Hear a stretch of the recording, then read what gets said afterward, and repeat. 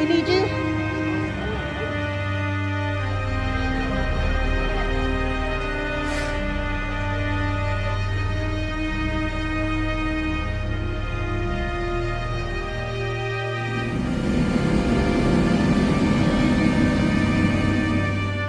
Back to that breaking news, several Mandarin families without a home tonight. Fire. And here's some viewer video that I obtained from the scene from that neighbor that we were just mentioning. And as you guys can see, flames are shooting out of the roof of one of those homes.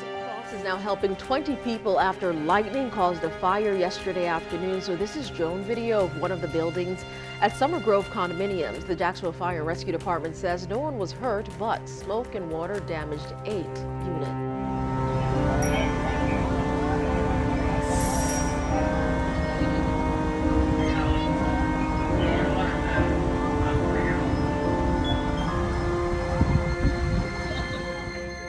It was like a nightmare you can't wake up from.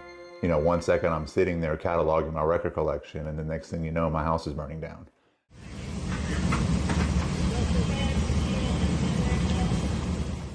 On the afternoon of July 4th, we were doing normal things that we do in our household. I was cataloging my records. My wife was upstairs in her puzzle room. We heard or felt lightning strike the house. And it wasn't just like a normal thing where like it was loud thunder or whatever. It was like you felt this in your soul. It was like boom. We went outside because we knew something had happened, looking for smoke, smelling, looking, making sure we were okay. Didn't see anything either way out back or out front, so we came back in, and I came back up here and resumed puzzling, and next thing I know, I start smelling smoke and yelling that we gotta go, gotta get the cats. Unfortunately, at that time, we only got one cat out before the firefighters made us leave the house. So initially, you know, we thought one of our cats was a goner.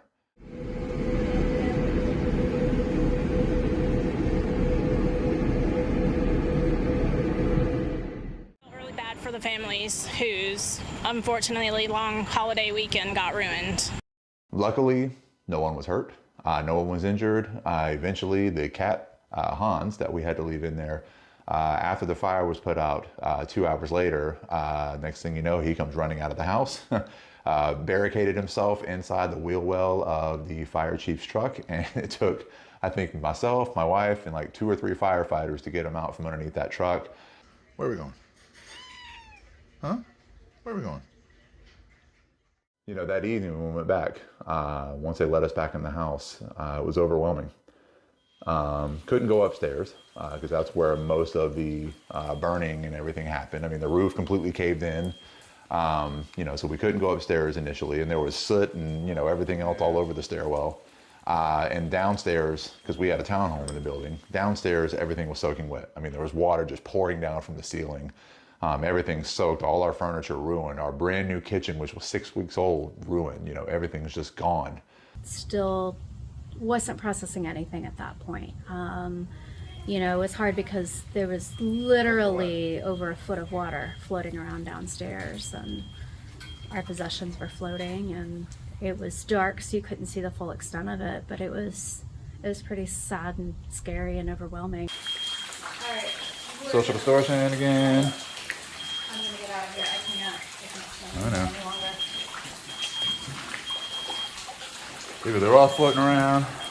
You know, I found my keys in a big puddle of dark, ashy water, and I got my wallet out.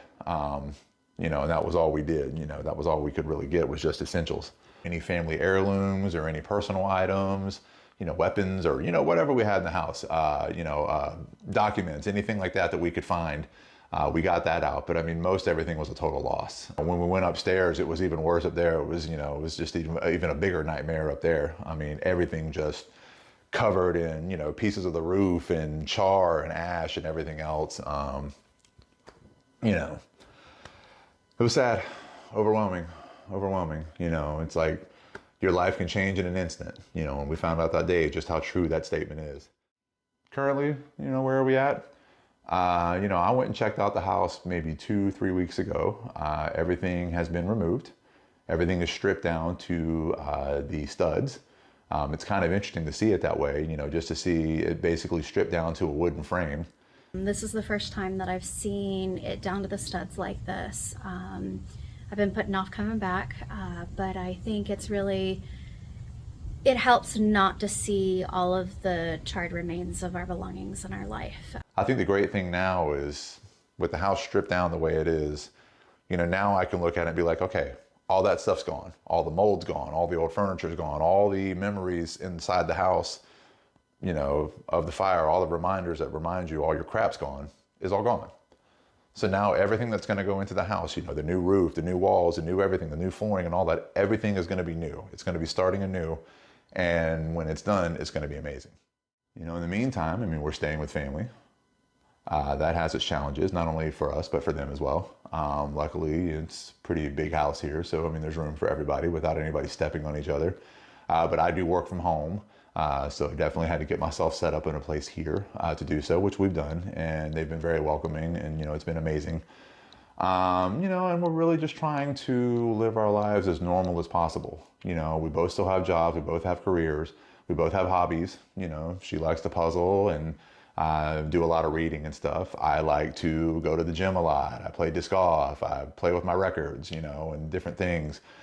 So we're really just trying to live our lives as close to normal as possible. You know, if I was going to give advice to anybody in this situation, I'd check and make sure your policies are up to date. Make sure you have a contractor you trust. We've been really lucky so far with that. Check your insurance policy before you have an event.